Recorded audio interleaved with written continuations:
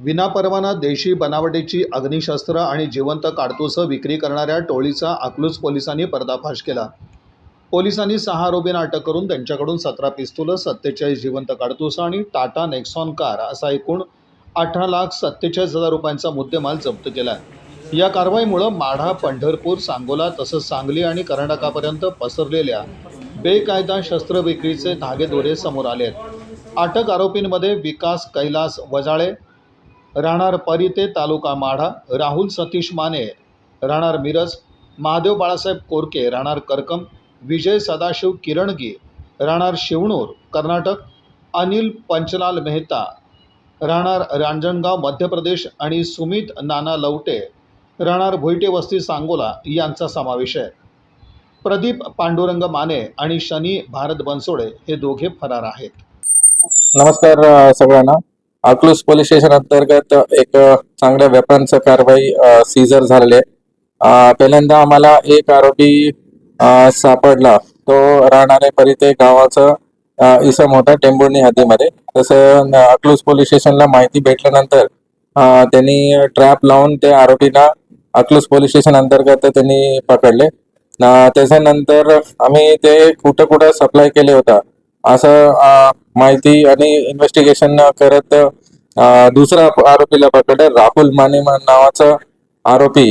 त्यांना पकडल्यानंतर आम्हाला त्यांच्याकडून 4 वेपन रिकव्हरी झाला। तसंच आम्हाला त्यांच्या इन्व्हेस्टिगेशन मध्ये हे माहिती पडलं की यांनी बरेचशा ठिकाणी त्यांनी वेपन सप्लाय केले, खास करून सोलापूर जिल्ह्यामध्ये, सातारा, सांगली अशा जिल्ह्यामध्ये ते पकडलेले।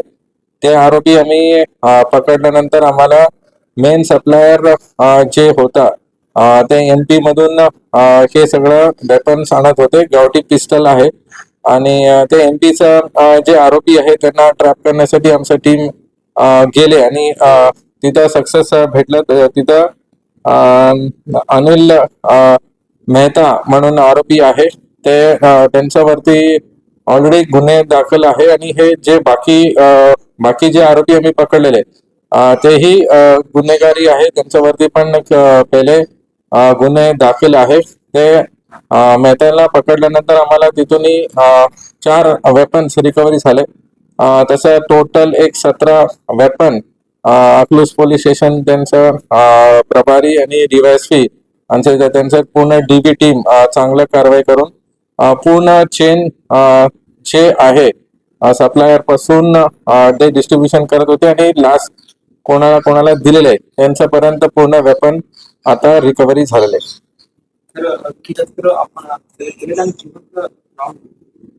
टोटल 17 शस्त्र आहे। ओके, टोटल 17 वेपन आहे आणि 47 लाईव्ह कारतूस तसं रिकव्हरी झालंय। हे आरोपीला आम्ही इंट्रोगेशन केल्यानंतर ते MP मध्ये तिथं त्यांनी गावठी पिस्टल बनवतात, त्यांच्याकडे ते मशीन, लेथ मशीन वगैरे आहे। तिथंही आम्ही अजून ते तिकडे आम्ही संबंधित जे अधिकारी SP आहे त्यांना कॉन्टॅक्ट केले आहे। तिथे त्यांचं कारखाना असतील, बाकी जे अजून काही आरोपी त्यांच्याकडून जे वेपन भेटले असतील हे सगळं आम्ही इन्व्हेस्टिगेशन अजूनही चालू आहे। यात जे आरोपी आहेत ते किती आहेत, परराज्यातील आरोपी किती आहेत आणि मुख्य सूत्रधार आहे हे राहुल माने म्हणून आहे।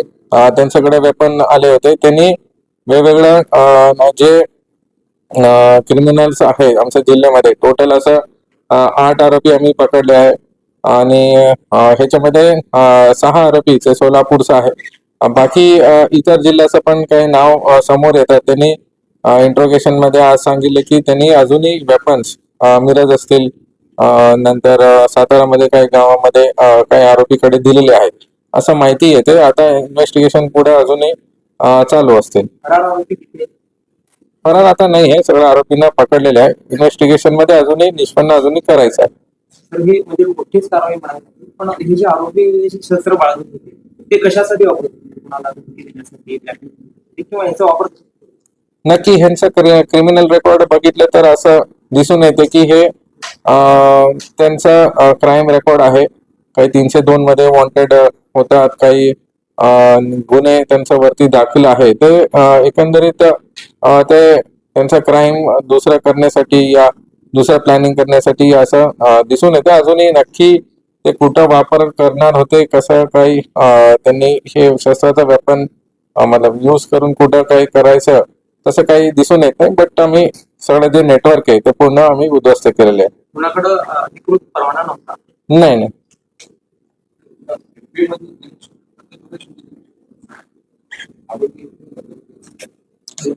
7 नंबरचा आरोपी आहे अनिल मेहता.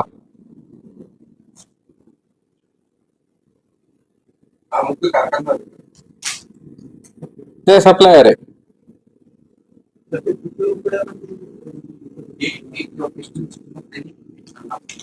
40 ते 50 हजार असं एक किंमत वेगवेगळ्या लोकांना, काही लोकांना 40,000 मध्ये दिलेलं आहे, काही 50,000 असं त्यांनी दिलेलं आहे विथ राऊंड. त्यांच्या रिक्वायरमेंट अनुसार मतलब ते काही लोकांकडे 6 राऊंड होतं, काही 5 राऊंड होतं, असं त्यांनी सप्लाय केलेलं आहे. पुण्यातील जी कार आहे ती चोरलेली आहे व ते कार चोरलेले नाहीये. त्यांनी जे आरोपीकडे होते ते आम्ही निष्पन्न करून ते कार वगैरे ते जप्त केलेले आहे.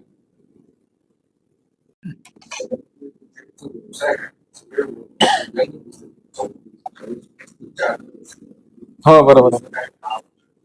नाही यांचं मोस्टली सगळ्यांच्या वरती गुन्हे दाखल आहे.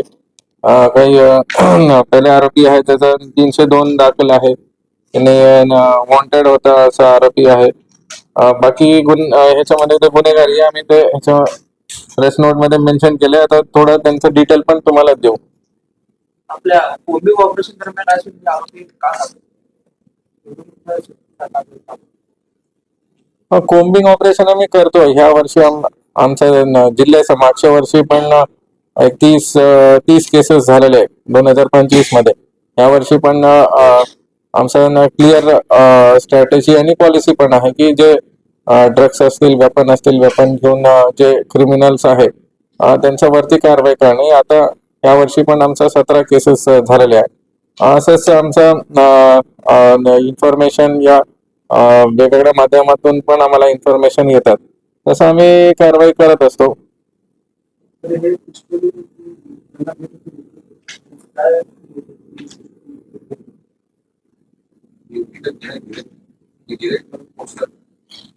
गिरायक आहे ना 3.